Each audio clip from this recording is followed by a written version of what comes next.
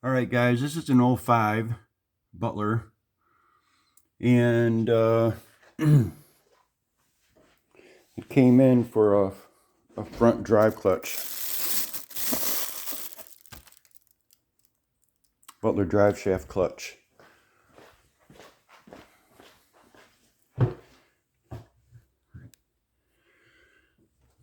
So what I did was I stuck I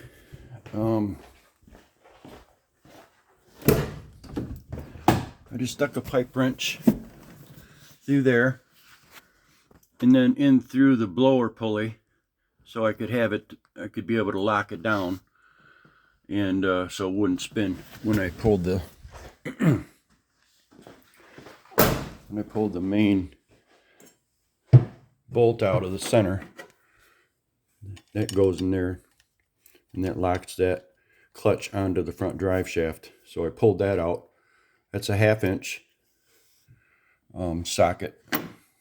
I pulled that out, and so then I spun this. Now you'll get one of these. That's a 1 inch. That's a 1 inch socket head, and I don't know. That's probably about a 1 inch threading.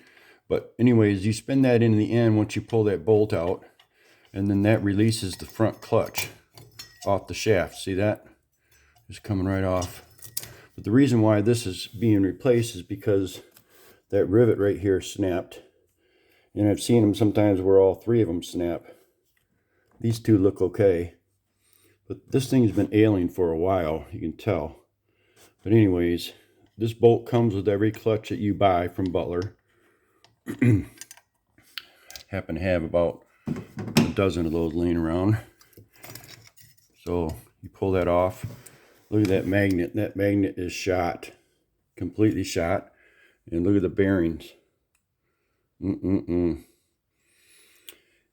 Typically, when I've seen these go out like this, typically what will happen is somebody is doing a water extraction job, and I'm not pointing any fingers at anybody. I'm just saying, you do a water extraction and they will fill the hoses, the vacuum hoses, up completely, and the blower is not breathing, so you're not really sucking anything. The hose is just completely full, and it will take this clutch out. This is as bad as I've seen.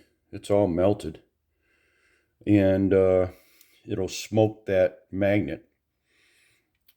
So I'm going to try to do this video to help everyone figure it out, how to replace the clutch. So I'm going to go sideways on you guys.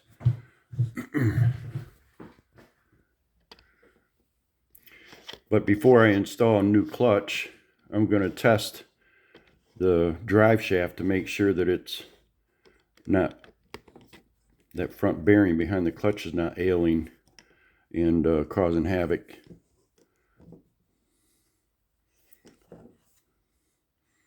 So stand by.